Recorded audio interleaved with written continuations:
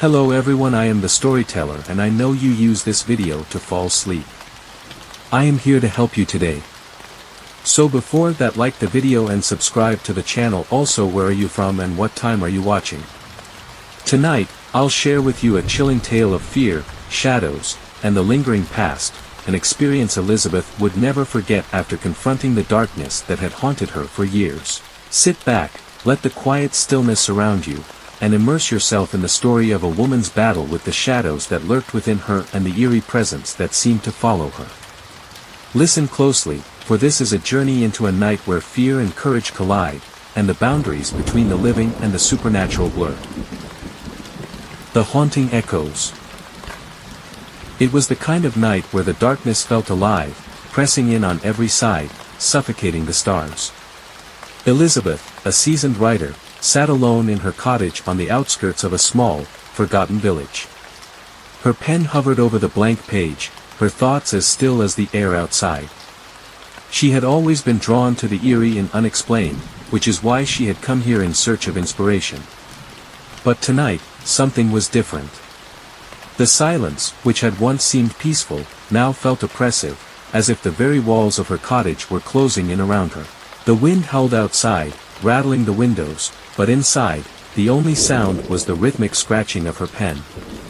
Suddenly, a cold gust of air swept through the room, though all the windows were shut tight. Elizabeth shivered, pulling her shawl tighter around her shoulders. She was no stranger to the chill of these remote areas, but this felt unnatural. The fire in the hearth flickered as if struggling to survive against some unseen force.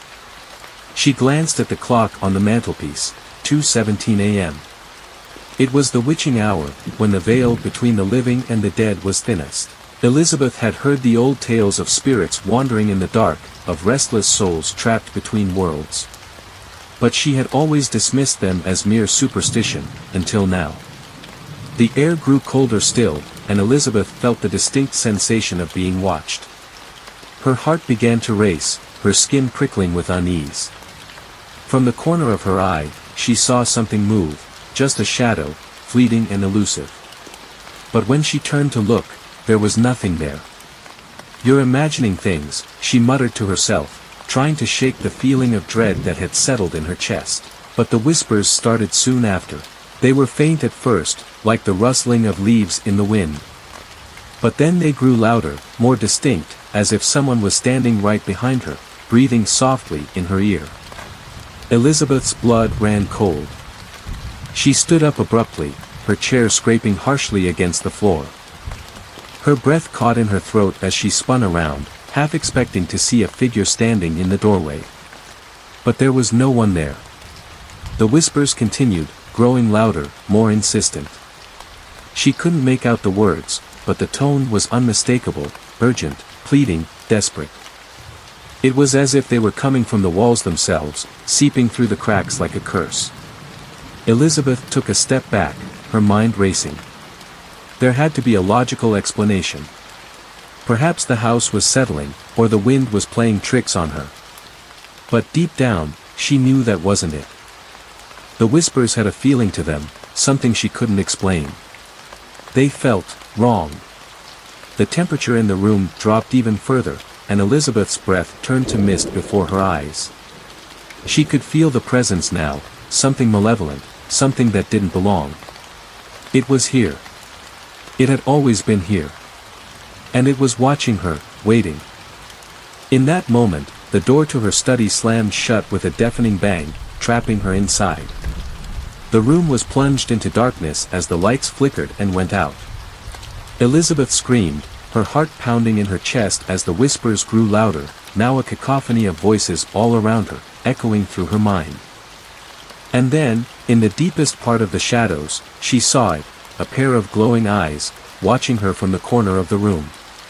Elizabeth's breath caught in her throat as the glowing eyes in the corner of the room seemed to grow larger, more intense. They were not human, not animal, something darker, something older.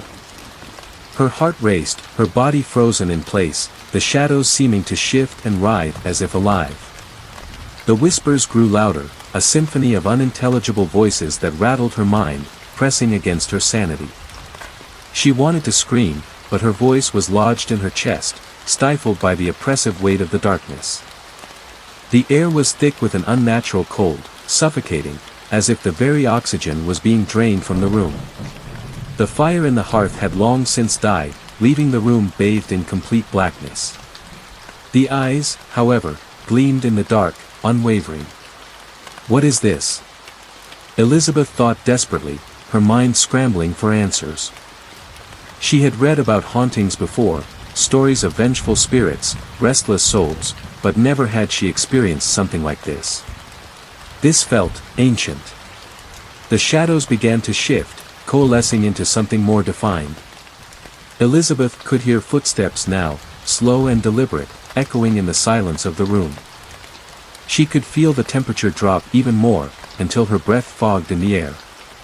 Her fingers trembled as she reached out to feel for her pen, still lying on the table beside her. Suddenly, the whispers ceased, leaving an eerie silence in their wake. The air grew even colder, but in the stillness, Elizabeth could hear something else, a low, guttural growl. The eyes were gone, replaced by the sound of something heavy moving, something large. Her instincts screamed for her to run, but her feet felt rooted to the floor, paralyzed by fear. It was then that she saw it, an outline of something large, humanoid, but twisted.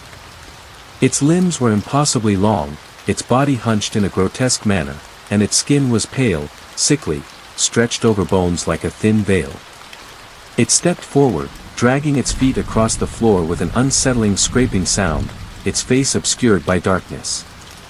But Elizabeth could feel its gaze on her, the eyes of something ancient, something filled with malice. "Who are you?" Elizabeth whispered, her voice trembling. The creature stopped, and for a long moment, there was silence.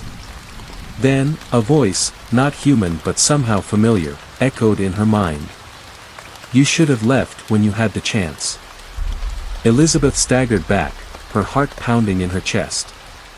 The words were not spoken aloud, but they were as clear as if someone had whispered directly into her ear.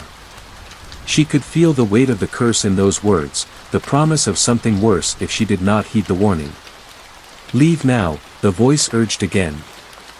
"Or it will claim you too." A chill ran down her spine as the creature moved closer, its form becoming more defined with each step. She could now make out the twisted features of its face, its eyes black and empty, its mouth stretched into a twisted grin that showed rows of sharp, jagged teeth. Elizabeth stumbled backward, her mind reeling. She could feel the overwhelming pull of dread closing in, the air thick with an unseen force that threatened to choke her.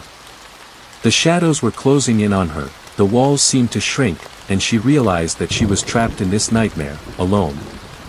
But then, just as the creature reached for her, a sound, an echo of a voice, cut through the air. "Elizabeth." The voice was soft, familiar, and it pulled her from the edge of madness. Her eyes shot toward the door. Through the dim light, she saw a figure standing there, a silhouette she recognized all too well.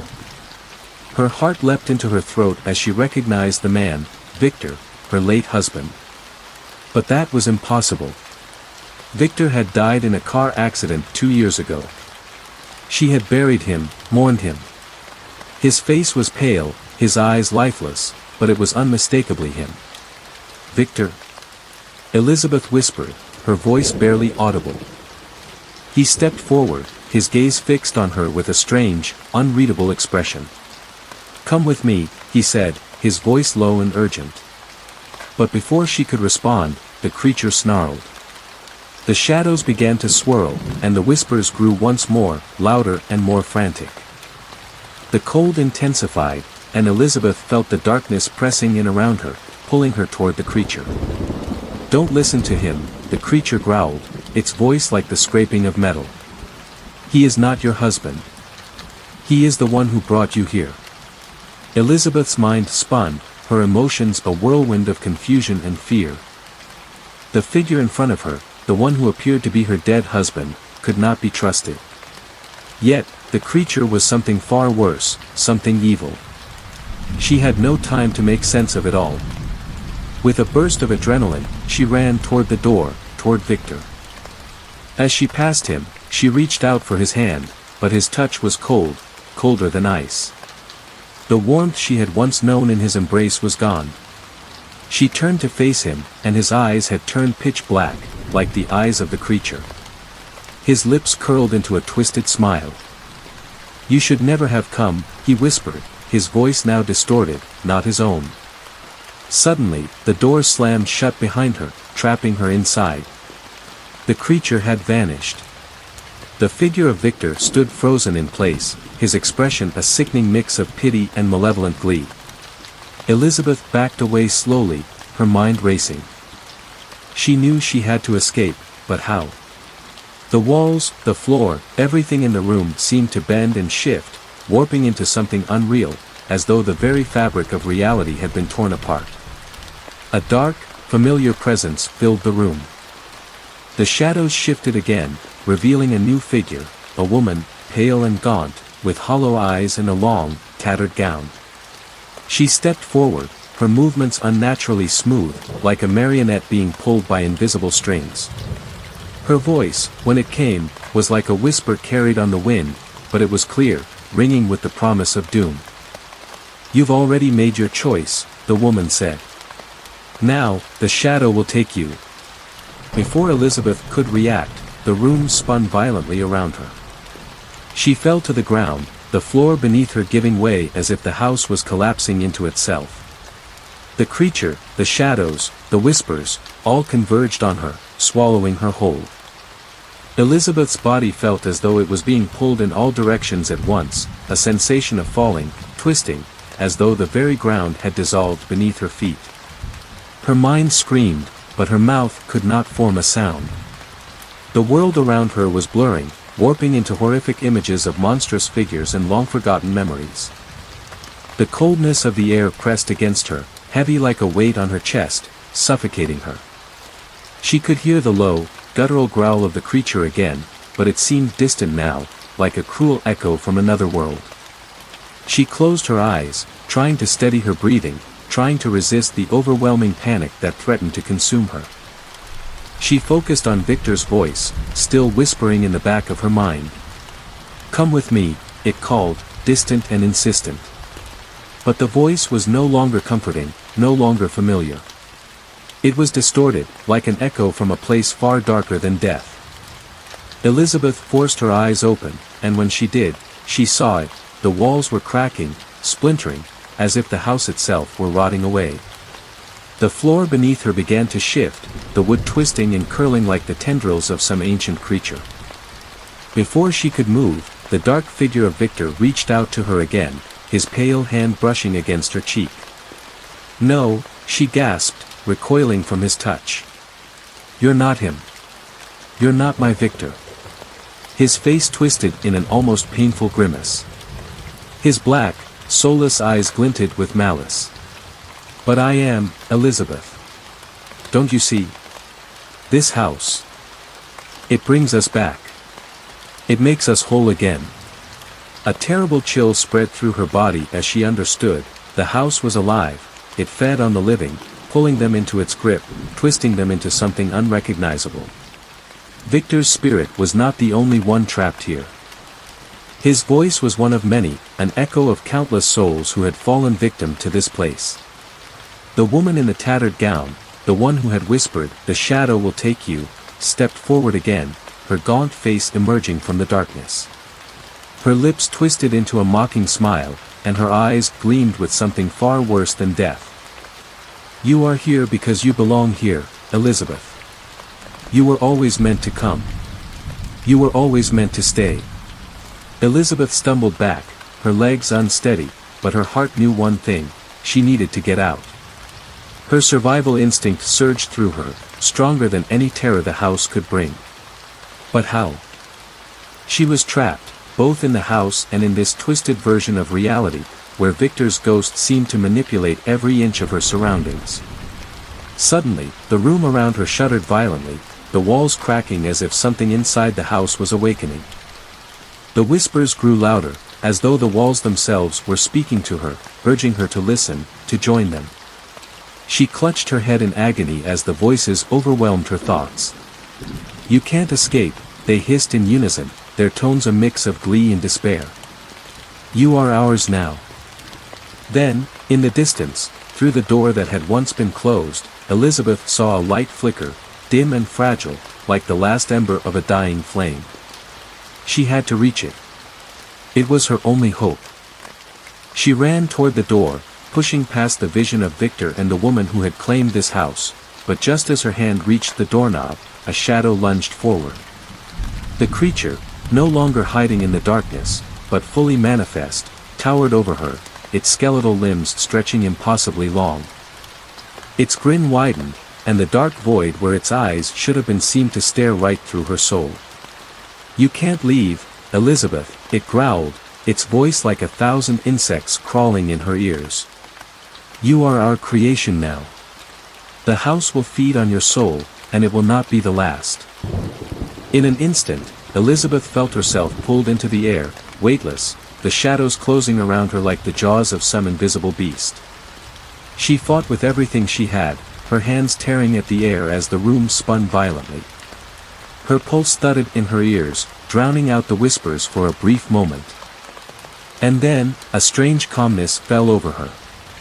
It wasn't the calm of safety, but something deeper, more unsettling. As she looked around, she realized that the room, the house, had changed. It was no longer the decaying cottage she had known. The walls were now smooth, pristine, and impossibly white. She was standing in a vast, empty space. The air was thick, oppressive, and yet there was no cold, no shadow. In front of her stood the figure of a man, Victor. But this time, his eyes were not black, and his skin was warm, as it had been before. He reached out for her, his touch gentle, comforting. "Come with me, Elizabeth," he said softly. "I will take you home." For a brief moment, she felt a flicker of hope. She was so close. So close to the life she had once known, before the tragedy. But then, the house seemed to whisper again, its dark, ancient voice creeping into her thoughts. "Don't trust him. He is the shadow." The truth hit her like a bolt of lightning. This was not her Victor. This was part of the house, part of the entity that had claimed him, and now wanted to claim her as well. She could feel it in the air, the presence of something far older, something far darker, pulling at her soul. "You're not him," Elizabeth screamed, stepping away from the vision of her husband.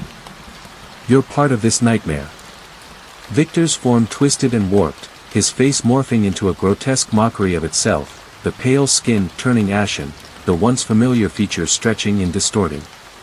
"You will stay," it hissed, its voice now a guttural rasp. "You will become a part of this place, just like all the others." Elizabeth's heart raced. She had to break free. She turned, running toward the light that had drawn her in the first place.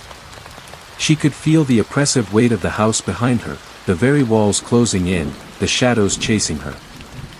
The figure of Victor reached for her again, but she refused to look back. She had to escape, or she would become just another whisper in the walls. The light grew brighter, blinding, until everything around her dissolved into pure white. The light consumed her. Elizabeth felt herself pulled into the blinding brightness, and for a moment, she thought she was free. She thought she had escaped the house, the creature, the whispers. She could feel the warmth, the safety, and a deep sense of peace, a peace she hadn't known since before everything had begun. But then, the light began to flicker. At first, it was barely noticeable, a subtle shift. Then, the brightness seemed to fragment, breaking into shards of darkness, like a fractured mirror. Elizabeth tried to shield her eyes, but the shadows rushed in, sharp and jagged. Her heart pounded harder, her breath growing erratic. She had been so close to escaping, so close to freedom. But now, she was being pulled back again. The cold, suffocating air returned, and the once quiet house was alive with the sound of whispers. The house was no longer just a physical structure. It had become something else, something that gnawed at the edges of her mind. The light was gone, replaced by an all-encompassing blackness that pressed in on her, stifling her every thought.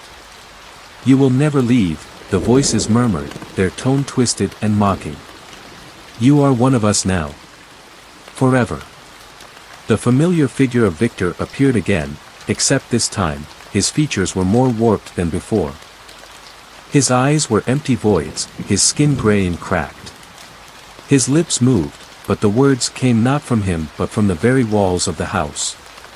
"Don't you see, Elizabeth?" the walls whispered in unison. "You were never meant to leave. You were never meant to escape. You belong here." Her knees buckled beneath her, and she collapsed to the floor, her hands clutching at her temples. The truth was beginning to unravel. The house, the shadows, even Victor, they weren't just tormenting her. They were showing her something she refused to see. "You are here because you wanted to be," Victor's voice echoed, but it was now twisted and sinister. "The house feeds on regrets, Elizabeth. On the things you hide from yourself. We only give it form." Elizabeth's mind raced, trying to grasp the meaning behind his words. She remembered the grief she had buried deep within her, the sorrow of losing Victor in that car crash, the guilt of not having been able to save him. She had never fully processed the pain. Had she been running from it all along? Was this house a manifestation of her deepest fears? The creature, now emerging from the shifting shadows, loomed above her. Its massive form was both grotesque and familiar, its jagged limbs stretching into impossible angles, its eyes reflecting something far older and more terrifying than anything she had ever seen. The house wasn't just haunted, it was alive, feeding off the emotions, the regrets, the memories, and the pain that had clung to her for so long. "No," Elizabeth whispered, trembling. "It's not real, it can't be." The creature's voice rumbled, deep and resonant. "Reality is malleable, Elizabeth. What you see, what you feel. It is only a reflection of what you believe." She could feel herself slipping, falling deeper into something that felt more like a dream than reality. The walls warped, bending and twisting, and the house seemed to grow larger, more expansive, stretching into an infinite labyrinth. She tried to stand, but her legs felt like lead, her body no longer obeying her commands. The ground beneath her shifted, like quicksand, pulling her down. And then, she saw it.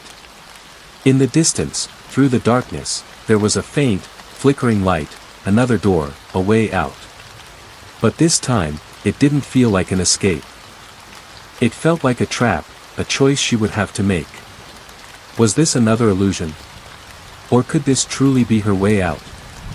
Victor's distorted face appeared again in front of her, now more monstrous than ever. "It doesn't matter which door you choose," he hissed. "They all lead to the same place. The house will never let you go."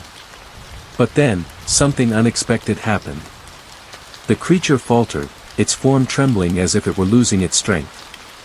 The shadows that had been chasing her, the ones that had clung to her for so long, began to retreat, pulling back into the corners of the room. Elizabeth could feel it, the house's grip weakening, the force behind the shadows diminishing. She didn't understand it, but she felt a surge of clarity. It wasn't just the house that had been tormenting her, it was her own mind, her own refusal to confront the truth of her loss. The house was a reflection of that pain, an embodiment of everything she had buried, everything she had feared. The door before her flickered again, this time brighter, clearer, with a faint outline of light, real light, not the false glow of the house's illusions. And then, something even more unsettling happened, the walls of the house began to speak directly to her. "Do you think you can leave?" the voice of the house growled, its tone full of wrath. "You think you can run from yourself?" The ground shook beneath her feet, the house vibrating as if alive. The air grew thick, dense, pressing down on her chest, suffocating her. "You are us," the creature's voice echoed, now mixed with the house's whispers. "The regrets, the guilt, the grief, they are yours. We are born from your pain.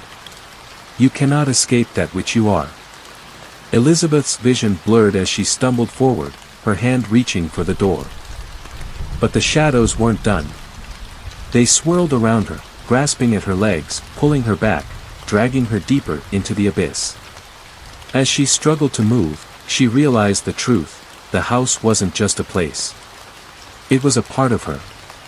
But just as the darkness closed in, Elizabeth forced herself to take a breath. She realized what she had to do. It wasn't the house that had power over her. It was her fear. Her guilt. Her inability to face her own grief and loss. With one final cry of defiance, Elizabeth threw herself toward the door, ignoring the screaming voices, the pulling shadows, the crushing weight of the house. The light from the door enveloped her completely, and she was blinded. The light from the door pulled at Elizabeth like a magnet, its warmth beckoning her forward, promising freedom. She had to get out. She had to escape, no matter what. But just as she reached for the door's handle, a deafening crash shook the ground beneath her feet. The walls of the house buckled, the floor splintering as if the very fabric of reality was tearing apart. The door flickered, warping and twisting, and suddenly, it was no longer a beacon of light.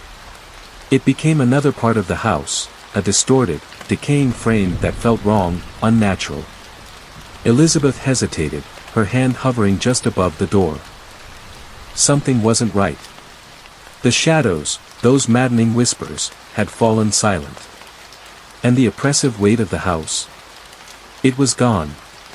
The air was still, suffocating, but in a different way now. It was empty, cold in a way that chilled her to her core. She turned, looking around. The house seemed to have changed once again. What had once been the crumbling cottage now stretched into an enormous, sterile, white void, a vast, endless emptiness that had no clear boundaries. The shadows she had fought against were gone, replaced by an overwhelming sense of isolation. There was no warmth. No life. And then, something in the distance flickered. A figure. It was not Victor this time. It was her. Elizabeth's breath caught in her throat. The figure stood motionless, cloaked in shadows, but its outline was unmistakable. It looked exactly like her, but the figure was wrong. The face was obscured, hidden beneath the shadows, but there was no mistaking the familiar silhouette. "Who are you?"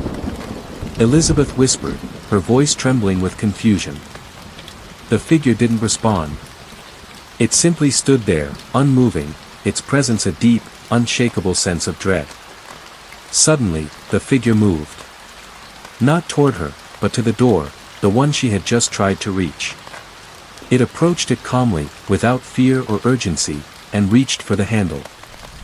The door swung open, revealing nothing but an endless abyss on the other side. Yet, without hesitation, the figure stepped through. "No!" Elizabeth cried out, rushing toward the door. But before she could even reach it, the figure was gone, swallowed by the blackness beyond.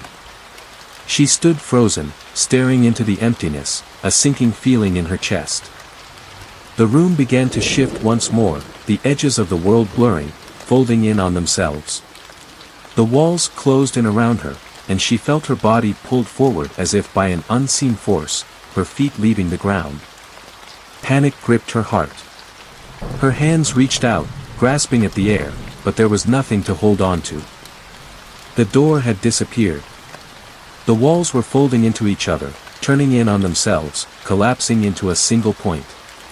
And then, just as the house seemed to collapse entirely into darkness, Elizabeth heard a voice. Her own voice. "I can't escape." It was as if her thoughts had become her reality, her words now speaking back to her in a distorted, hollow tone. The voice echoed through the collapsing space, repeating over and over again until it was all she could hear. She covered her ears, trying to block it out, but the sound grew louder, overwhelming her. The walls around her shook violently as the voice continued to speak, this time with a malevolent twist. "You're already dead, Elizabeth." Her heart froze, her stomach twisting painfully. Her legs gave way beneath her as she collapsed to the floor, her hands pressed against her head. "No," she gasped, shaking her head. No, I'm not. I'm not dead. This is not real. It can't be. But then the world around her began to crumble even faster. The endless white void vanished, replaced by jagged shapes, warped reflections of what had once been familiar. She was back in the house, except it wasn't the house she remembered. The rooms were twisted, the walls cracked open like raw wounds. The air was thick, suffocating, and the smell of decay filled her nose. And then, she saw it. The truth. A mirror. At first, she didn't recognize the figure staring back at her. But as her reflection began to shift, it became clearer. It was her, yes, but it wasn't the woman she thought she was. Her eyes were vacant, hollow. Her skin was sickly pale, almost gray. The reflection grinned at her, but it wasn't her smile. It was twisted, malevolent, and it seemed to mock her every move. "You've been running from it all this time," the reflection whispered. "You've been running from the truth. From yourself." Elizabeth's breath hitched. She couldn't comprehend what she was seeing. This couldn't be her. This twisted thing in the mirror, it was just another hallucination. Just another trick of the house. But then it spoke again. "You are the one who brought the house to life. You're the one who called it here." The words struck her like a blow. She called it here. Her knees buckled as the reflection grinned wider, the grin growing more horrific with each passing second. The voice that came from the mirror was not her own, it was a deeper, more ancient version of herself, a distorted version of who she had become after the tragedy. "You've never let go of Victor, have you? You've never truly mourned. The house feeds on that. On your guilt, your regret. You invited it in, Elizabeth. You invited me in." It all crashed down on her in an instant. The accident. The guilt. The unresolved grief. She had buried her emotions so deeply that they had manifested as the house itself. The house wasn't just haunted by ghosts or spirits, it was haunted by her own mind, by her unresolved trauma. The realization hit like a wave, and she felt as though the ground had been ripped out from beneath her. "You've been dead all along," the reflection whispered. "The house isn't a place, it's a state of mind. A prison of your own making." Elizabeth's heart raced as she stumbled back from the mirror, the reflection's mocking smile still etched into her mind. She had never escaped, because she hadn't been able to confront the truth. She had been dead inside, trapped in her own grief and guilt, and the house had merely been a manifestation of her tortured soul. As the house began to collapse again, pulling her into the endless void, Elizabeth understood. She wasn't running from ghosts or spirits. She was running from herself. And now, there was nowhere left to hide. The mirror hung before her like an abyss, a fractured reflection of a past she could no longer escape. Elizabeth's breath came in shallow gasps as she tried to steady herself, but the truth, a truth so monstrous it felt impossible, was now clear. She wasn't just trapped in this house, she was trapped within herself. The dark figure in the mirror, the twisted version of herself, smiled cruelly, its hollow eyes gleaming with malevolent satisfaction. "You've finally realized it, haven't you?" the reflection said, its voice thick with a cruel amusement. "The house, the shadows, the whispers, they're all you, Elizabeth. You brought them here. You built this place with your grief. This is your prison." Elizabeth recoiled, but there was nowhere to hide. The walls around her seemed to close in, becoming like the rotting skeleton of a long-forgotten tomb. She could feel the air growing heavier, pressing down on her chest like a weight she couldn't escape. "No," she whispered, trembling. "No, I didn't. I didn't bring this here. I didn't do this." The reflection's grin widened. "Didn't you? Your guilt, your sorrow, your inability to move on, it all invited this place into your soul. The house didn't just appear. You created it, Elizabeth." She stumbled backward, as if trying to run from the very reflection of herself. But every corner of the room, every inch of the house, echoed with her own fear and self-loathing. This house was built from my grief, she thought. From my refusal to let go of Victor. I never truly mourned him. I never truly let go. The mirror in front of her rippled, like water disturbed by a stone. The image shifted again, morphing into scenes from her past. The car crash. Victor's lifeless body, twisted in the wreckage. Her hands trembling as she reached out to him, but it was too late. The funeral. The endless silence of the graveyard. Her heart wrenched as the memories flooded back, raw and suffocating. She hadn't truly accepted Victor's death. She had buried the pain deep inside, unable to face it, unable to acknowledge the truth of her loss. She had let the guilt fester, turning it into something monstrous, something that had haunted her ever since. No. I couldn't. Elizabeth muttered, her voice breaking. I couldn't face it. I couldn't face losing him. The house seemed to respond, shifting and groaning, as if it were alive, sensing her growing realization. The walls trembled, the shadows thickening in the corners of the room, as though the very fabric of the house were alive and feeding on her anguish. This house is me, she thought. I am the one keeping myself trapped here. Her hands gripped the sides of her head, her nails digging into her scalp. No, she screamed. I can't do this. I can't live with this guilt anymore. The walls around her seemed to echo her cry, a distorted and hollow version of her own voice whispering in the distance, 1,000 voices melding into one. You never let go, Elizabeth. You never forgave yourself. You never allowed yourself to grieve.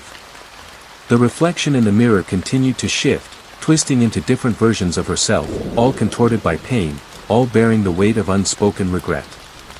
In one version, she was older, her face worn with the passage of time, her eyes hollow. In another, she was a child, her hands covering her ears as she cried in silence. Every version of her was distorted by sorrow, trapped in a cycle of grief that had no end. But then, something shifted within her. A spark of clarity pierced through the overwhelming fog of guilt. I did this to myself, she realized. I've been punishing myself all this time, but I need to let it go. The distorted versions of her in the mirror began to scream, their voices rising in a crescendo of torment. But Elizabeth, through her tears, clenched her fists. I forgive you, she whispered to herself, the words feeling foreign, yet necessary. I forgive me. The words hung in the air like a prayer, fragile yet powerful. She repeated it again, louder this time, her voice trembling but strong. I forgive you, Elizabeth. I forgive you. The house seemed to groan in response, the walls vibrating as if they were resisting her words. The whispers that had once been so deafening began to fade, the oppressive darkness lightening ever so slightly. Elizabeth could feel something shifting, the weight of the house lifting just a little. But the reflection in the mirror, twisted and angry, was not finished with her. You think you can escape me, it hissed, its voice dripping with venom. You think you can forgive yourself so easily. Elizabeth's heart raced, but she didn't back away. I don't need to fight you, she said, her voice stronger now. You are a part of me, but you don't control me. I am not my guilt. I am not my grief. I will not live in the past anymore. The reflection's eyes widened with fury, its twisted grin turning into a snarl. You can't escape the truth. You can't escape what you've done. But Elizabeth held her ground, her feet firm on the ground. With one last surge of strength, she closed her eyes, focusing on the truth that had eluded her for so long. The guilt, the grief, the shadow of Victor, it all had to be let go. She could not carry it anymore. As she spoke the words aloud, something incredible happened. The house began to unravel. The walls cracked and splintered, the floor beneath her shifted, and the oppressive darkness started to dissipate. The mirror shattered, its pieces falling like raindrops, scattering the reflection of her tortured soul across the floor. The suffocating weight of the house, the endless shadows, the haunting whispers, they were gone. The room fell silent. Elizabeth stood alone in the wreckage, the remnants of the house swirling around her. She wasn't in the house anymore. She was in a new space, a place of clarity. The air was no longer thick with despair, it was light, clear, almost peaceful. Is this freedom? She wondered. But just as she thought it, the floor beneath her trembled. And with it, a final twist came into view. As the last fragments of the mirror shattered on the floor, Elizabeth stood motionless, surrounded by the ruins of the house. The air was still, the heavy darkness lifting like a veil being pulled away. For the first time since she had entered this place, there was no suffocating presence in the air, no oppressive weight pressing on her chest. She could breathe, and the world around her was suddenly quiet, eerily so. No more whispers, no more shadows lurking in the corners. Elizabeth stood there, her mind spinning. She had faced the reflection of her guilt, the dark parts of herself that she had tried to avoid. She had forgiven herself, released the pain, and yet, something felt wrong. The tremor beneath her feet came again. A soft rumble, like the earth shifting below her. The air turned colder, and Elizabeth's breath became visible in front of her. She felt a chill, deep in her bones, as though the world itself had turned against her once more. Her gaze darted to the edges of the room, where the crumbled walls seemed to pull back, revealing an endless void beyond. There was no door, no exit, just the infinite blackness stretching out before her. Her heart began to race again, a primal fear beginning to rise in her chest. Was this all a trick? She wondered. Have I really escaped, or am I still trapped inside my mind? Before she could answer herself, a whisper cut through the air.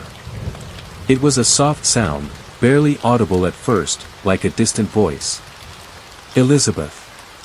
Her name was a breath in the silence, floating in the air like an echo. Elizabeth spun around, her eyes scanning the room for the source, but there was no one there. No figure, no shadow. The voice was just there. And it was familiar. Victor, she called out hesitantly, her voice trembling. The air grew colder still. The whisper came again, only this time, it was clearer, stronger. And it was not Victor's voice. It was her own. Elizabeth. It repeated. You never let go. Elizabeth's heart skipped a beat. Her breath caught in her throat. Not again. Not this. She had already faced her guilt. She had already let go of Victor.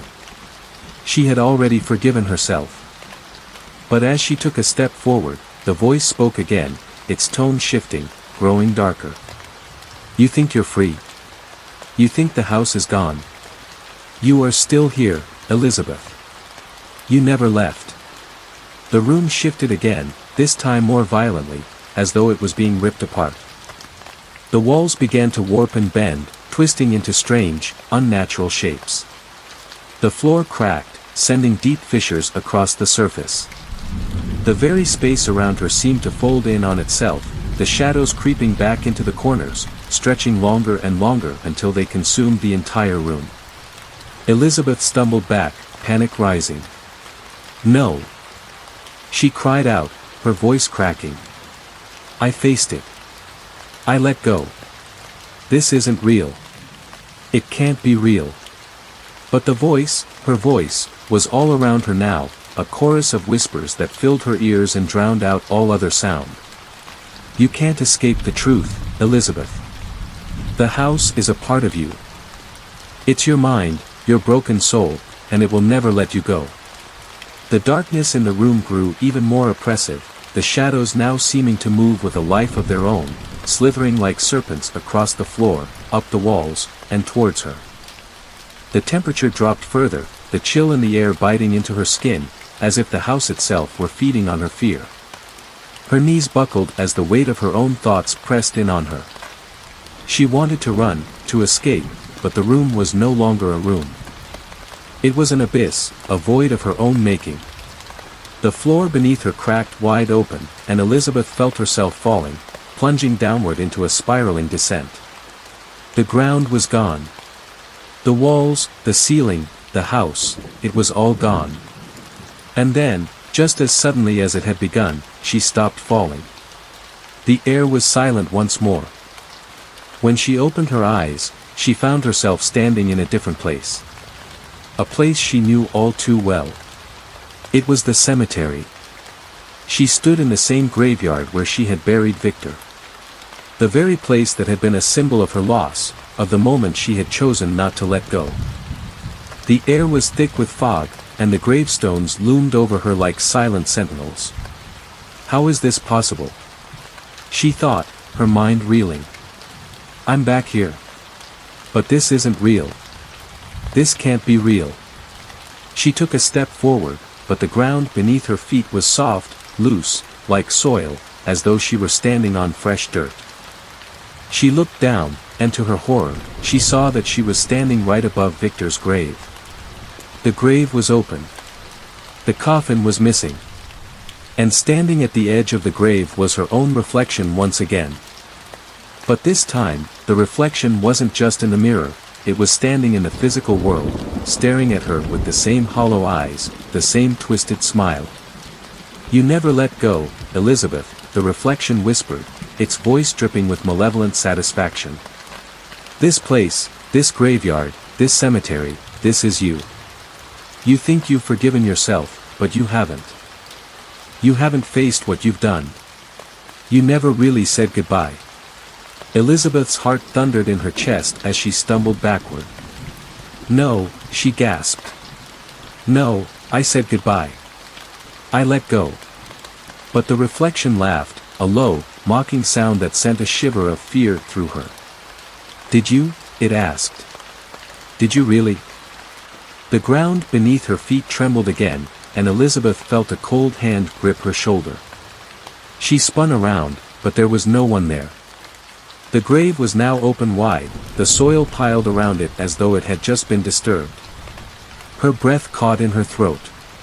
From the depths of the grave, something began to emerge. A figure. It was Victor. His body was not lifeless, not at all. It was twisted, decayed, but it moved as though he were alive, his face gaunt and stretched, his eyes hollow and dark. Elizabeth, his voice was a rasp, as though the very words scraped against his throat. You never let go. Elizabeth screamed, stumbling backward, but the ground beneath her cracked open again, swallowing her whole. She fell, plunging once more into the blackness. Elizabeth's scream echoed through the vast, empty void that surrounded her. Her body trembled, her mind racing to make sense of the nightmare that seemed to have no end. She had fallen once more, but this time, there was no crash. There was no ground beneath her. For what felt like an eternity, she was suspended in the blackness, completely alone, utterly disoriented. The shadows seemed to stretch out, bending and twisting, becoming impossibly long and thick. It was as if she were trapped within the very fabric of her own nightmares, unable to escape. But then, in the distance, a faint light appeared, like a star in the vast expanse of nothingness. Elizabeth's heart raced, and against her instincts, she reached toward the light. It beckoned her, like a lighthouse guiding a lost ship. She felt herself pulled toward it, her body moving involuntarily, almost as if some force was guiding her steps. As she approached, the light began to reveal a strange, unsettling scene. It was a room, an ornate, darkened room, with walls that seemed to pulse with a faint glow. The furniture was familiar, but it didn't feel right. The air was thick, heavy with an unnatural presence. She stepped inside, the floorboards creaking beneath her feet as though they had not been touched in years. And there, in the center of the room, was a figure. A tall, shadowy figure, cloaked in darkness, its form barely distinguishable from the shadows that clung to the corners. Elizabeth froze, her pulse quickening. The figure didn't move, didn't make a sound. But she could feel it watching her, waiting. Elizabeth, the figure whispered, its voice like a distant, wind-blown murmur. I have been waiting. The words struck her like a blow to the chest. Her breath caught in her throat.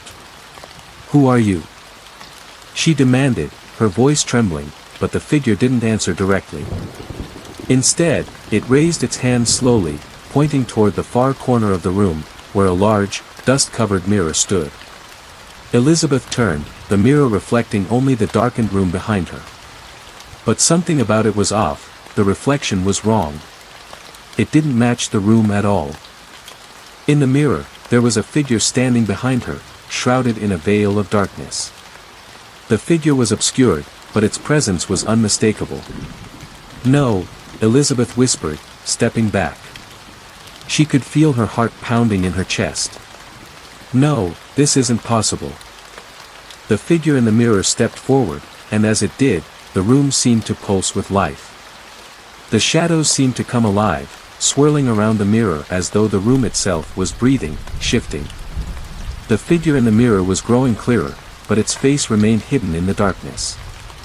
It was like a nightmare come to life, an entity that she could not comprehend. Elizabeth, the figure's voice echoed again, now clearer, more insistent. You've been searching for an escape, but there is no escape from me. Elizabeth's stomach turned. You're not real. You're part of my mind.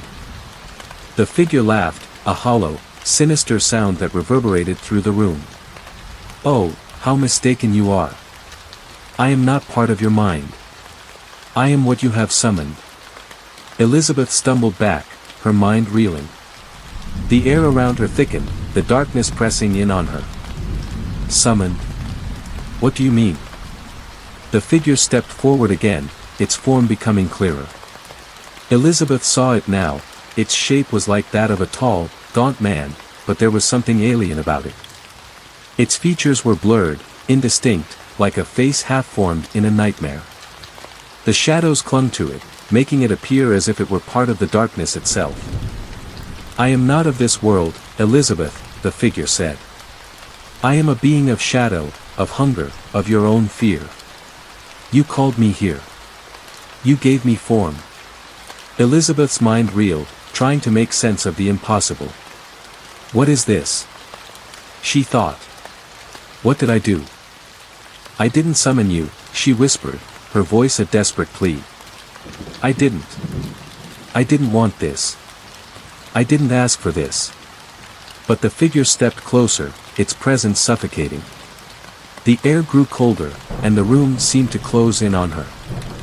Oh, but you did.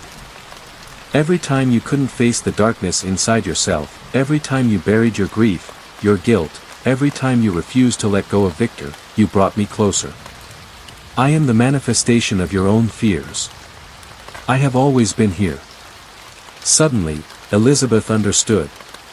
The house. The shadows. The whispers. They weren't just reflections of her mind, they were the product of something darker, something older, born from the depths of her deepest regrets and unresolved trauma. She had created this, unknowingly, by feeding into her own grief. But that wasn't all. The figure before her, this thing, this entity, was not just a shadow of her past. It was feeding off her fear, her guilt, her inability to move on. Elizabeth's heart pounded as the realization hit her, she wasn't just trapped in a house of her own making. She had unknowingly opened a door to something far worse, an entity that now fed off her pain. And now, it was fully awake.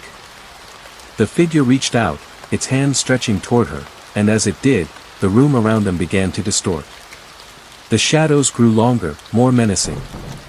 The walls seemed to breathe, pulsating with an unnatural life. The floor cracked open once again, but this time, Elizabeth felt herself drawn to it, the shadows pulling her toward the abyss. No! She screamed, desperately trying to pull away, but it was no use. She was caught in its grip. The figure's voice echoed one last time. You cannot escape me, Elizabeth. You called me here, and now you will remain with me, forever. With a final surge of terror, Elizabeth reached out, trying to break free, trying to hold on to any shred of herself that hadn't been consumed by the darkness. But as she did, everything around her melted into a vortex of shadow. The room, the mirror, the figure, everything disappeared, leaving only the vast, consuming darkness. And Elizabeth was lost once more. Elizabeth's heart raced as she felt herself drawn deeper into the shadowy abyss. The figure, its form ever shifting, its voice cold and mocking, loomed closer. The room, once an oppressive but familiar place, now seemed to pulse with the rhythm of an ancient, unseen force, as if the darkness itself was alive, feeding on her fear. The air grew thick, suffocating. The darkness wrapped itself around her, tightening like a vice. Every instinct screamed for her to run, but there was no escape. There was nowhere to go. She was caught in the grasp of something far beyond her understanding. The figure reached toward her again, its hand outstretched, its fingers long and skeletal. It seemed to grow with every movement, its shadowy form eclipsing everything else in the room. "You cannot escape me, Elizabeth," it hissed, its voice a chorus of whispers, each one more sinister than the last. "You summoned me, and now you belong to me." Elizabeth's breath came in sharp gasps as she took a step back, her mind racing. What do I do? How do I get out of here? In that moment, something inside her shifted. A thought, an uncomfortable, unsettling thought, began to rise to the surface of her mind. It wasn't a strategy or a plan to fight. It wasn't a desperate wish to break free. It was an uncomfortable truth: this entity, this shadow, it is me. It's part of me. It's my grief, my guilt, my fear, all of it. The figure's form flickered, as if reacting to her sudden awareness. Its voice twisted in a new direction. "Yes, you finally understand, don't you? I am born from your pain, Elizabeth. You cannot escape me because I am the darkness inside you. The darkness you have kept locked away for so long." Elizabeth's legs wobbled beneath her, her mind struggling to catch up with the implications of what the figure was saying. But she couldn't deny it. The weight of it was too heavy, too real. She had spent so long running from her past, refusing to face the pain of losing Victor, of the guilt she had carried for so many years. She closed her eyes, her breath trembling, trying to find her center amidst the overwhelming pressure. "I have to face this," she thought. "I have to face my grief. Only then can I be free." The shadows around her pulsed, and the figure grinned, its smile twisted and full of malice. "Do you think you can undo what has been done? Do you think you can heal what is broken?" "Yes," Elizabeth whispered, her voice soft but steady. "I can." The room seemed to freeze, as if the entity itself were taken aback by her words. The walls, the shadows, the darkness, they all stilled in response to her newfound resolve. For a moment, there was nothing but silence, heavy and thick with the weight of her realization. Elizabeth took a deep breath, her eyes closed in concentration. She had spent so long running from her grief, from the loss of Victor. She had buried her feelings beneath layers of guilt, shame, and fear. But now, standing here, surrounded by the embodiment of her darkness, she knew that the only way to escape it was to face it head-on. "I'm sorry, Victor," she whispered into the stillness. "I'm so sorry I couldn't save you. I couldn't protect you." The figure laughed, its voice like 1,000 rustling whispers, but Elizabeth ignored it. She continued, her voice growing stronger. "I held on to you for too long. I couldn't let go of what I thought I should have done. I thought it was my fault. But it wasn't." The air around her seemed to vibrate, the shadows quivering with energy. The figure recoiled slightly, its hand faltering in mid-air, as if struck by an unseen force. "I let my guilt and fear control me," Elizabeth continued, her voice steady but full of pain. "But I see now. I have to forgive myself. I have to let go of the past. Only then will I be free." For the first time, the figure hesitated. Its form flickered, as though unsure of how to respond. The shadows seemed to recoil, shrinking back from Elizabeth's words. You cannot escape me, the figure said, its voice now low and angry. You are mine. No, Elizabeth said, her voice cutting through the darkness. I am my own. The shadows writhed around her, twisting and contorting as if in agony. The figure reached out again, but this time, Elizabeth stood her ground. She felt the weight of all her guilt and fear pressing down on her, but now, instead of running from it, she allowed herself to feel it.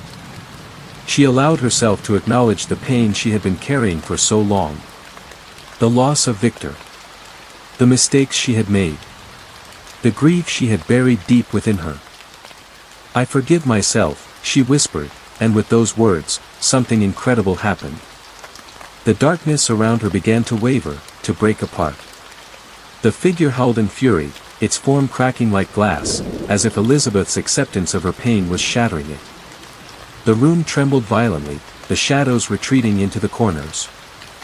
The air grew lighter, warmer, as if the very fabric of the darkness was dissolving. Elizabeth's vision blurred as she felt herself being pulled from the room, lifted upward. The darkness was receding, the oppressive weight lifting from her shoulders. And then, suddenly, she was no longer in the room at all. She blinked, her eyes adjusting to the light. She was standing outside, in the bright, open air. The graveyard. The house. Everything was gone. The shadows had lifted. The night was peaceful, calm. Elizabeth took a deep breath, feeling the cool air fill her lungs. For the first time in what felt like years, she was free. Free from the pain. Free from the guilt. Victor was gone, but she had finally let him go. Elizabeth stood in the open field, the cool air sweeping across her face.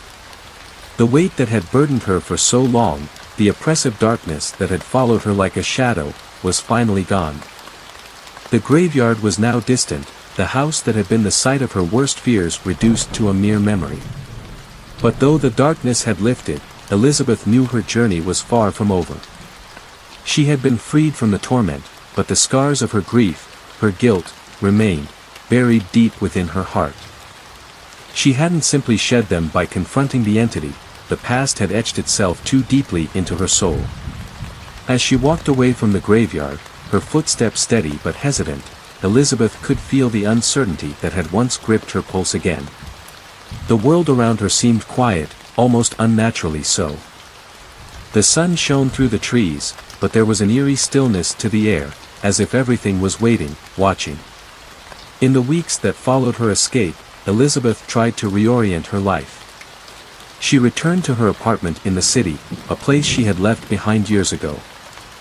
The walls, once cold and sterile, now seemed warmer, as if they had been waiting for her return.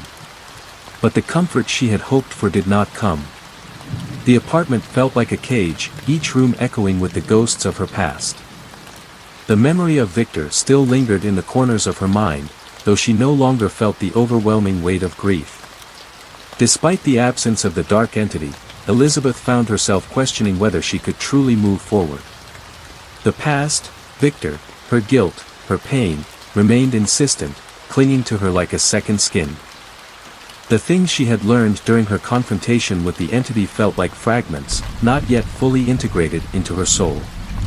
She had faced the darkness, yes, but the light that followed felt like a distant dream. One evening, as she sat in her apartment, gazing out the window at the city lights, Elizabeth realized something. The house, the graveyard, the entity, they were no longer outside her. They had always been within her. The truth she had uncovered in the depths of her fear, that the darkness she had faced was the manifestation of her own mind, was still true. But now, she needed to rebuild, to create something new from the broken pieces of herself. Elizabeth knew that healing would take time. And it wasn't something that could be done alone. Despite her desire for solitude, she realized she needed help. She needed someone who could help her navigate this strange, unfamiliar journey of self-discovery. Her first step was to seek out therapy. She found a counselor, Dr. Lang, a woman in her early 40s with a calm demeanor and an insightful nature. Dr. Lang's office was a small, cozy space, filled with soft light and calming tones. Elizabeth wasn't sure what to expect, but as soon as she began to speak, she realized how long she had kept her pain bottled up. She poured out everything: Victor's death, her overwhelming guilt, her years of isolation, and the fear that had controlled her life. It was the first time in a long time that she had allowed herself to be vulnerable. Dr. Lang listened patiently, her gaze steady and compassionate. "Healing is a process," she said one afternoon, her voice soothing. "You can't rush it. But you can start by forgiving yourself. What you went through, what happened to Victor, it wasn't your fault. You have to understand that you did what you could. And now, you need to give yourself permission to move forward." Elizabeth wanted to believe it, but the weight of the past still clung to her. She began to wonder if the darkness would always be there, lurking in the background, even when she thought she was free.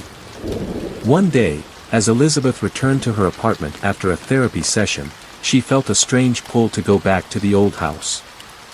It was the last place she had faced the entity, and a place where she had experienced some of the most terrifying and transformative moments of her life. The thought of returning to the house filled her with dread and curiosity in equal measure. Could she go back to the place where it all started, now that she had confronted the shadow within her?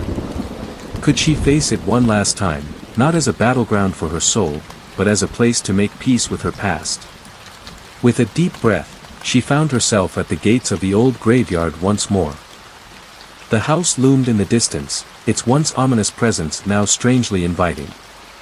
As Elizabeth stepped through the gates, the shadows no longer seemed threatening, but familiar, as if they were part of the landscape of her mind. She stood in front of the house, its dark silhouette casting long shadows across the land. She knew it would never be the same again. The fear that once overwhelmed her was no longer there. But the memories of Victor, of the pain she had buried, still lingered. Elizabeth walked to the back of the house, to the spot where the old tree had once stood, where she had faced the entity in its most terrifying form. The tree was gone, but the ground still held the echoes of what had happened. She knelt down and placed her hand on the soil, feeling the pulse of the earth beneath her. "I'm sorry," she whispered softly. "I'm sorry for everything." For a long moment, there was no response. The wind rustled the trees, and the world around her felt still, almost sacred. Then, as if in answer, a single bird flew across the sky, its wings cutting through the air with grace. Elizabeth watched it until it disappeared beyond the horizon. She felt a peace settle over her, one that she had not known in years. It wasn't the end of her journey, but it was a new beginning. Elizabeth realized that she was not running from the darkness anymore. She was embracing it, learning from it, and moving beyond it. Months passed, and Elizabeth slowly found herself reclaiming her life. Therapy continued, and with each session, she peeled away layers of her past. She reconnected with old friends, made new ones, and began to rebuild the relationships that had been severed by her grief. She found solace in simple things: the warmth of the sun, the sound of laughter, the feeling of forgiveness she had granted herself. But most importantly, she learned to live in the present. The shadows that once consumed her no longer had control over her. She had faced her darkest fears, and in doing so, she had reclaimed the light that had always been within her. Elizabeth stood at the window one evening, watching the sun dip below the horizon. The world outside was full of possibility. And for the first time in years, she felt ready to embrace it. Elizabeth awoke to the soft morning light streaming through her bedroom window. The world was calm, peaceful, and ordinary. Yet, as she stretched and glanced at the clock, a wave of unease crept over her, as it often did lately. The last few months had been filled with small victories, therapy sessions, reconnecting with old friends, reclaiming the semblance of a normal life, but with each passing day, Elizabeth felt the weight of her unresolved past threatening to surface again. It wasn't that the entity was still lurking. That darkness had been faced, confronted, and dispelled. But the emotional residue, the guilt, the anger, the unspoken sorrow, still haunted her every day. The path to true healing was never a straight line, and she was learning that the work was just beginning. Elizabeth sat on the edge of her bed, staring out the window at the busy street below. The mundane world around her felt distant, as though it existed on a different plane. She was physically here, in her apartment, but emotionally, she often felt like a visitor in her own life. The world she had once known felt foreign, even though she had returned to it. The simple tasks of daily life, grocery shopping, meeting friends for coffee, going to work, were reminders of how far she had come, but also how much she had left to do. The old wounds were not as raw, but they still left scars that sometimes bled without warning. Sometimes, in the quiet moments of the day, Elizabeth could still hear the whispers of the shadows, warning her that she was never truly free. But she had learned, in her therapy and through the moments of self-reflection, that those whispers were her own. They were the remnants of her guilt, her grief, her fears. The shadows had taught her something vital. They weren't outside of her, they were part of her, and only through accepting them could she move forward. Despite her growing self-awareness, Elizabeth struggled with one particular aspect of her healing: forgiveness. It was one thing to forgive herself in the abstract, in the safety of her therapy room, or in her quiet moments of solitude. But it was something else entirely when faced with the people who reminded her of her past. She had avoided contact with her family for years, a decision that had been driven by the suffocating weight of her grief after Victor's death. But after the entity's disappearance and her breakthrough with Dr. Lang, Elizabeth knew she had to face them. They had been waiting for her to return, but she was terrified.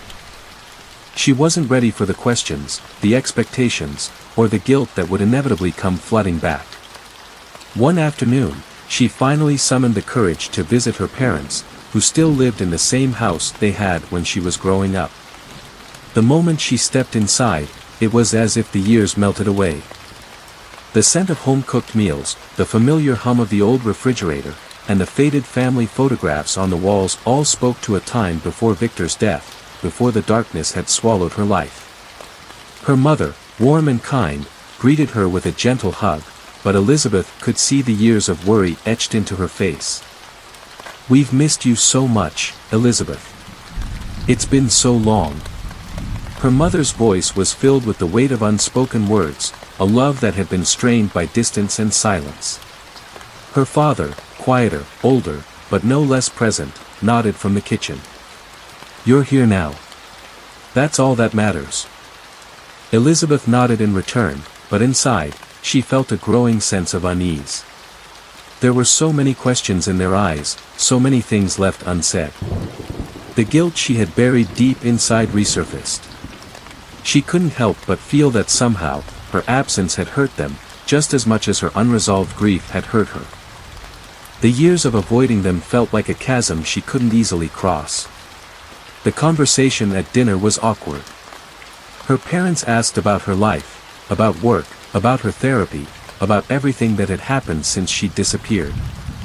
But each question seemed to press harder on her chest, pulling at the fragile layers of healing she had so carefully built. Her mother, always so compassionate, was the first to broach the subject that Elizabeth had been avoiding: Victor. "We haven't talked much about him," she said, her voice trembling slightly. "But we both miss him, Elizabeth. And I know you must too." The mention of his name caused a lump to rise in Elizabeth's throat. She could feel the old shadows creeping back in, threatening to overwhelm her once more. For a moment, she didn't know how to respond. She had spent so many years avoiding this very conversation, the memory of Victor's death too painful to bear. But as she looked at her mother's gentle, concerned eyes, something inside her softened. She realized that this was part of the process.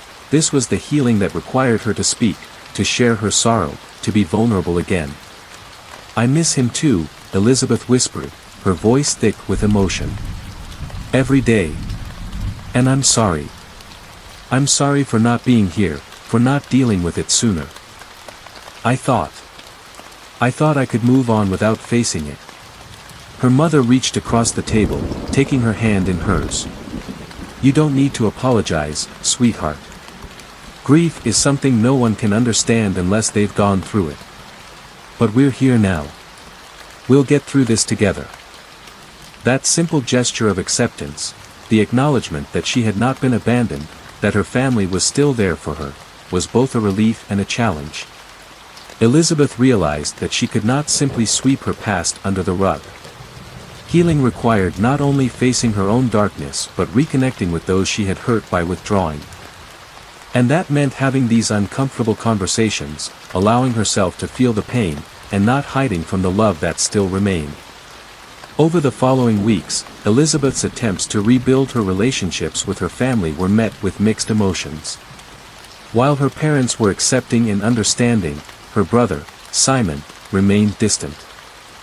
He had always been closer to Victor, and though he tried to hide it, Elizabeth could feel the resentment simmering beneath the surface. One evening, after another awkward family gathering, Elizabeth found herself sitting alone in her living room, staring at the photographs of Victor that still adorned her shelves. Her heart ached, not only for the man she had lost but for the relationship she had lost with her brother. Simon had been a part of her life before the darkness came, but now, he seemed like a stranger, someone she could no longer reach. A knock at the door startled her from her thoughts. She opened it to find Simon standing on the threshold, looking hesitant but determined. "I'm sorry," he said, his voice rough. "I've been a jerk. I didn't understand what you were going through. I thought you just shut us out. But I know now that you were trying to survive. And I should have been there for you." Elizabeth felt tears welling up in her eyes. She stepped aside to let him in, and for the first time in years, they embraced. "I didn't know how to ask for help," she whispered, "but I've been trying. I'm still trying." They sat down on the couch, the years of distance between them slowly dissolving as they shared memories of Victor, of their childhood, and of the life they had before the darkness took hold. It wasn't a quick fix. There were still gaps in their relationship, unspoken words, and lingering tension. But Elizabeth realized that rebuilding, whether with Simon or anyone else, would require patience and time. As Elizabeth continued to reconnect with her family, she faced the challenge of integrating her past into her present. She learned that true healing didn't mean erasing the past, it meant allowing it to coexist with the future, learning to live with the memories without letting them control her. There were days when the whispers of guilt would return, when the shadows of grief would linger at the edges of her consciousness.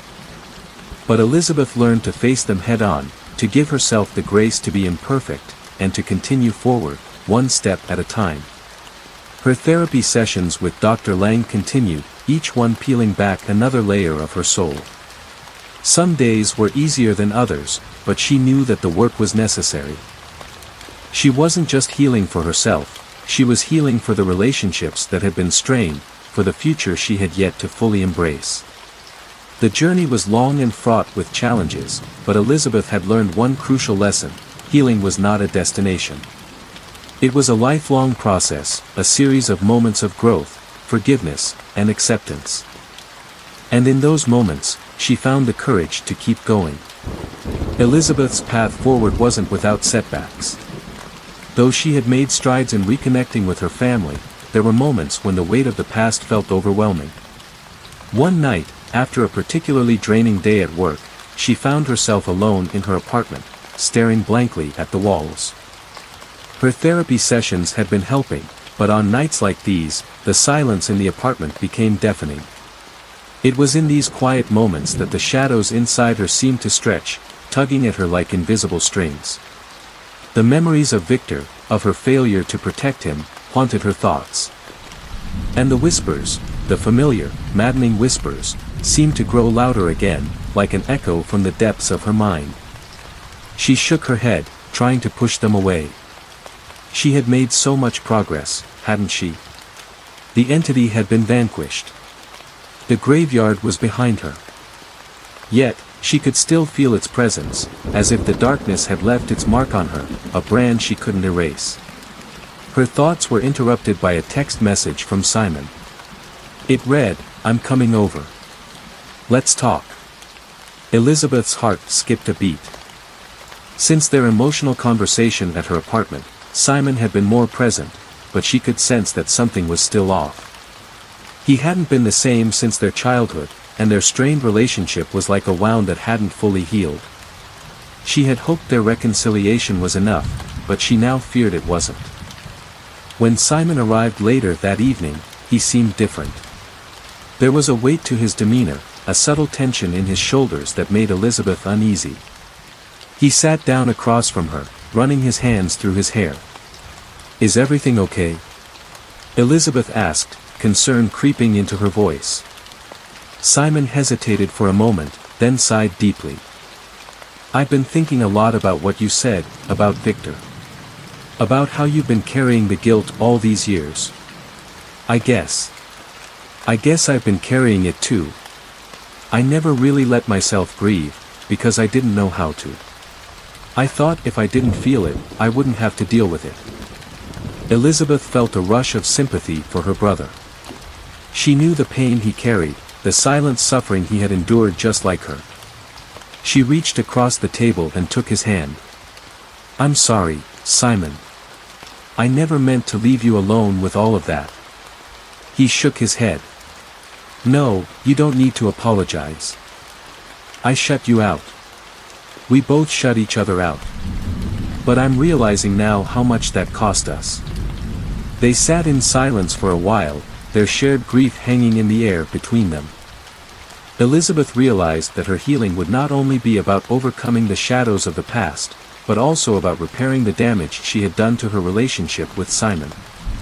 The weight of her family's unspoken grief, her fractured connection with them, pressed down on her like a heavy burden. It wasn't just Victor's death that she needed to come to terms with, it was the loss of the person she had been and the fractured pieces of her family that remained in the aftermath. The following days felt like a slow, painful walk towards something unknown. Elizabeth's therapy sessions with Dr. Lang became more intense as she began to unpack not just her personal grief, but also the lingering effects of the entity's hold over her life. It wasn't enough to just acknowledge her pain, she had to understand how it had shaped her choices, her fears, and her relationships. "I've been thinking about the entity," Elizabeth said during one of her sessions. "I understand that it was a manifestation of my own guilt, of my grief. But sometimes, I wonder if it's really gone. I don't feel like I can ever truly get rid of it. It's like this part of me that will never leave." Dr. Lang nodded thoughtfully. "It's not unusual to feel that way. The entity wasn't just an external force, it was your mind's way of processing everything you had buried. And while it may no longer be an active presence, the emotional impact it had on you remains. The question isn't whether it's gone, but how you live with its influence." Elizabeth absorbed this, but a sense of dread remained. The entity had been vanquished, but could she ever truly escape it? Was it possible to move forward while carrying the weight of something so profound within her? Later that evening, as Elizabeth sat in the stillness of her apartment, she felt an old sensation creeping over her. The air grew thick, charged with an energy she couldn't quite identify. It was the same feeling she had experienced in the presence of the entity, an oppressive, suffocating heaviness. No, she thought. This wasn't happening. The entity couldn't return, not now. She had confronted it, faced it, and destroyed it. But as the room seemed to grow darker, the whispers returned, soft, distant murmurs that she could almost hear. It was as if the shadows had found their way back into her life. Suddenly, her phone rang, jolting her out of her reverie. It was Simon. "Elizabeth, you need to come to the hospital," his voice was frantic. "Mom. Mom collapsed. She's in surgery now. Please come." Elizabeth's heart stopped for a moment. Her mother, her steady, loving mother, was in critical condition. The terror she had felt so many years ago, when she had been unable to save Victor, surged back.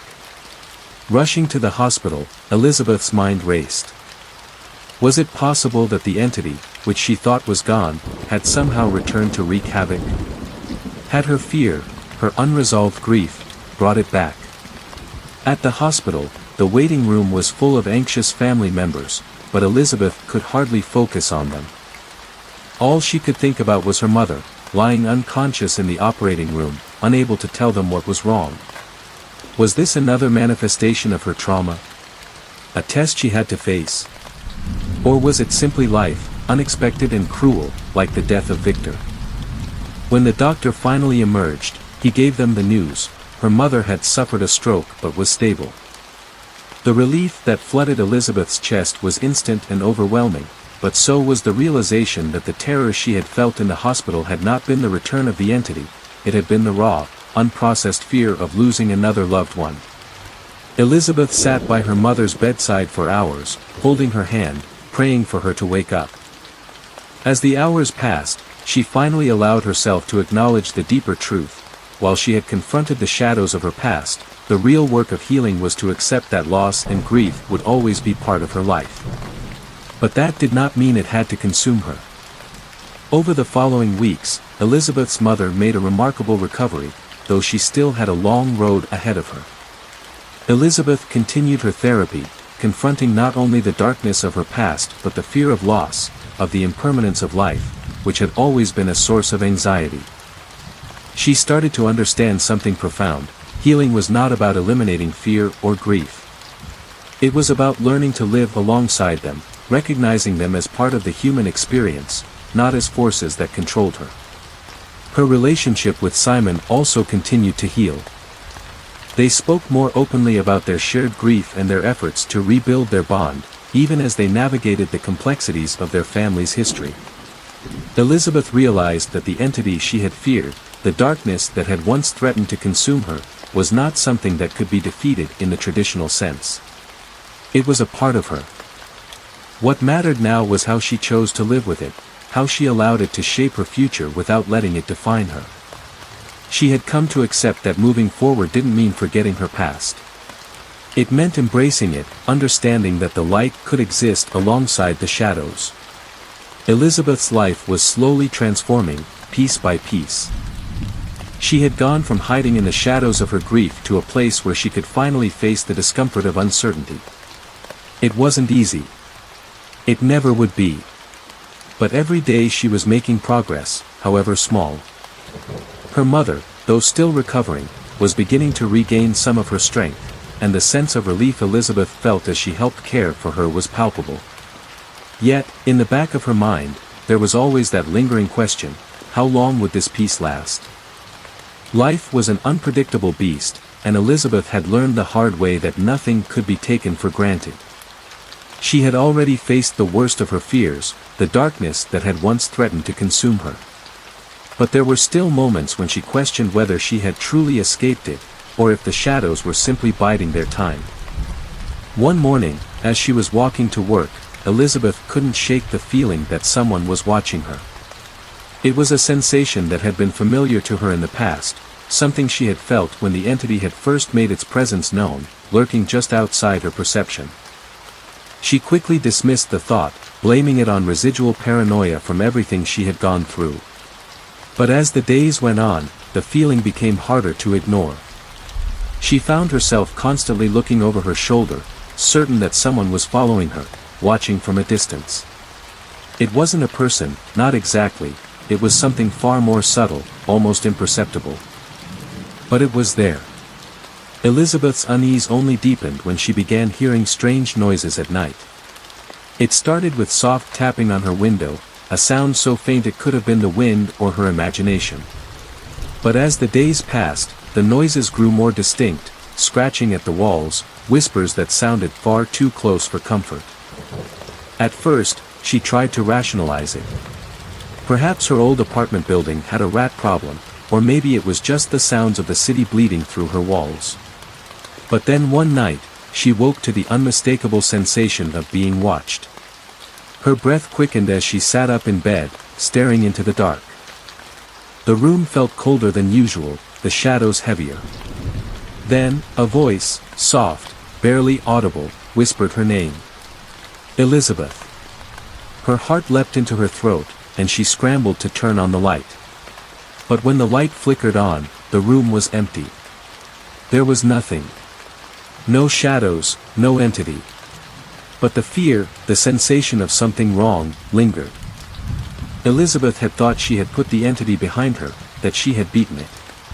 But as the days stretched on, the whispers returned, growing louder, more insistent. She felt as though something was coming for her again, something just out of reach, waiting for her to lower her guard. The fear, now twisted with confusion, gnawed at her. What did this mean? Was she losing her mind? Had the trauma she'd endured been so severe that it had planted seeds of madness in her brain? Or was there something more sinister at play, something that she had only begun to understand? Unable to ignore it any longer, Elizabeth reached out to Dr. Lang. It had been weeks since her last session, but she knew she needed help. The whispers, the shadows, the sense of being constantly watched, they were no longer just memories or fragments of her past. They were becoming a present reality. When Elizabeth explained everything to Dr. Lang, the psychologist listened intently, nodding in understanding. "You've made tremendous progress, Elizabeth, Dr. Lang said softly. "You've faced your darkest fears, and you've come out on the other side. But there's something I need you to consider. The entity you faced was not just a force outside of you. It was a manifestation of your own grief, guilt, and fear. It may have been vanquished, but the emotional imprint it left on you hasn't been fully healed." Elizabeth frowned. "You mean, it's still with me? Inside of me?" Dr. Lang gave her a sympathetic look. "What you're experiencing now could be a residual effect of your trauma. The entity was a physical manifestation of your emotional turmoil. It's possible that these lingering sensations, the whispers, the feelings of being watched, are echoes of that pain. Your mind is still working through it." Elizabeth sat back, processing his words. The idea that her mind was still processing the trauma made sense, but the growing sensation that she wasn't truly alone made her question if something darker, more dangerous, was still lurking. What if the entity wasn't gone? What if it had never truly left? "You said it's a manifestation," Elizabeth said quietly. "But, what if it's something more? Something real?" Dr. Lang gave her a careful look. "It's possible that these experiences feel real to you. That's the nature of trauma, it alters your perception of reality. But what we can't ignore is how these experiences are affecting you. Whether they're echoes of the past or something else entirely, we need to continue to work through this together." The next few days were a blur of sleepless nights and tense days. Elizabeth began keeping a journal, writing down the events as they occurred, the whispers, the strange sensations, the shadowy figure that sometimes seemed to drift at the edge of her vision. It felt like she was losing her grip on reality, but she held on to the hope that understanding would provide the clarity she so desperately needed. One evening, after another sleepless night, Elizabeth decided to confront the fear head-on. She could no longer hide from it. She needed to know if she was truly haunted by something supernatural, or if it was simply the lingering effects of her trauma. In the dead of night, Elizabeth sat in the middle of her living room, the apartment bathed in a pale moonlight. The silence was deafening. She spoke aloud, her voice steady despite the growing dread. "If you're here, if there's something left of you, show yourself. Let me see what's real. Let me understand." For a long moment, nothing happened. The silence deepened. Elizabeth's pulse quickened, her mind on high alert. She was starting to feel foolish, sitting there, calling out into the darkness. But then, a cold gust of air swept through the room, and the lights flickered. She felt the familiar pressure on her chest, the feeling of being watched. The temperature dropped so suddenly that she could see her breath in front of her face. And then, a figure, half-formed, shadowy, materialized before her, just at the edge of the light. It was not as solid as the entity she had faced before. It was fluid, flickering, like smoke, but it was undeniably there, watching her. Elizabeth's heart raced. This was it. This was real. She stood slowly, taking a deep breath. Her voice, though shaky, was steady. "I'm not afraid of you anymore. Whatever you are, whatever you represent, I'm done running from it. I'm done living in fear." For a moment, the figure simply stood there, motionless. Then, with a sound like a distant whisper, it faded into the shadows, leaving Elizabeth standing in the silence of her own apartment. The next few days were quieter. Elizabeth didn't know what had happened or why the entity, or whatever it was, had left. She didn't know if it had truly been banished or if it was merely waiting for her to lower her guard again. But something had changed within her. She had faced the fear head-on, not allowing it to control her any longer. Her journey of healing had been long and difficult, filled with moments of darkness and uncertainty. But now, she understood the truth. Healing wasn't about defeating the darkness. It was about living with it. It was about accepting the grief, the fear, the memories, and learning how to move forward, despite them. And, just as she had done with her family, she could now accept the shadows, knowing they were a part of her, but not all of her. She could finally breathe. Elizabeth sat at her mother's side, the soft beeping of the hospital machines the only sound in the room. Her mother had made a miraculous recovery, and though there was still much healing to be done, Elizabeth felt an overwhelming sense of relief. The hospital had become a strange sanctuary, a place where the weight of the past could feel distant for just a while longer.